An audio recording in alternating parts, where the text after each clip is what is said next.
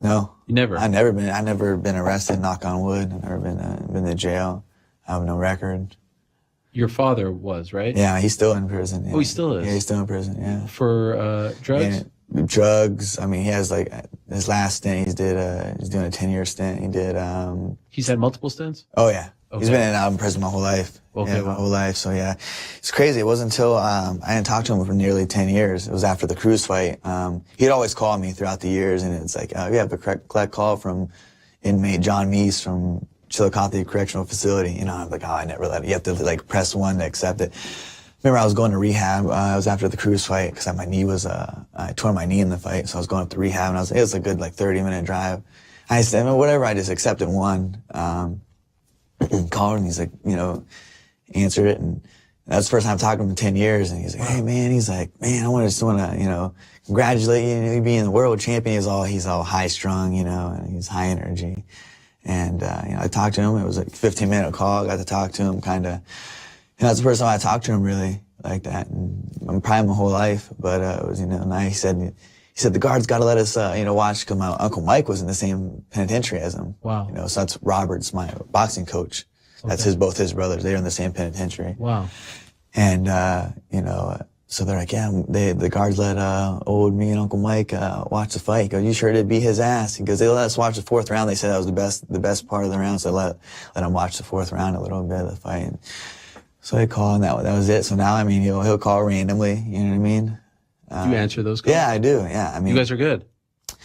I don't know. I just kind of answered. I remember calling my wife, and I was like, man, I just talked to my father for the first time in like 10 years. And she was like, well, how was it? I was like, I don't know. We talked 15 minutes straight, just kind of, what have you been up to? He was,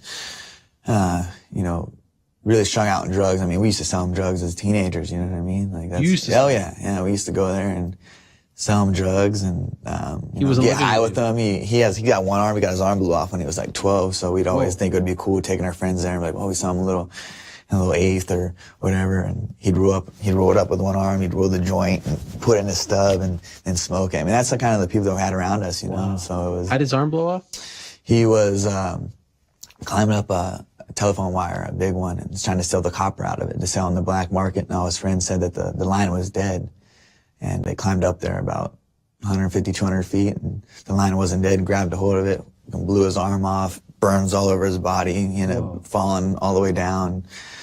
They revived him a couple of times, and then, so he's had some, my uncle Robert, who was my boxing trainer, who was my father figure at that time, the younger, he'd always come get us, take us to the boxing gym. He said he always lost his confidence, and then he just was, since then, he always was on drugs, trying to just, mask the pain or whatever. But, so he was always strung out on drugs, A couple times we had to go out there. He had the courts ended up giving custody, we have a younger, brother named Dakota. I think he's about 11 now, and he was super young. He was just probably walking, and I would go out there. I feel bad for the kid, because this is like, John's got to take care of him. I remember going out one time and he was getting fucking sprayed by the hose in the middle of winter in Ohio. That's his bathing him. Wow.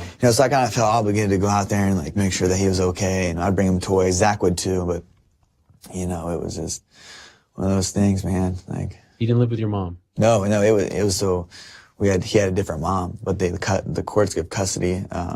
So your parents didn't live together? They divorced? Yeah, my mom took us out of that situation at a young age. Okay. She knew there wasn't a good upbringing for us. My mom's a savior. She's an angel. So she knew that, she was young, had 2 kids, and, she made sure that, he abused her. He's a woman beater. He was not a good man, on drugs. But for whatever reason, I just accepted the call. I don't know if it was just see what he's been up to. I just know maybe a lot of the times in my life I held that hatred towards him, and maybe that's why it affected me and my emotions maybe. But I just cause I just had a son, I just had my child. He's 8 weeks today. So Mazel tov. Yeah, it was awesome.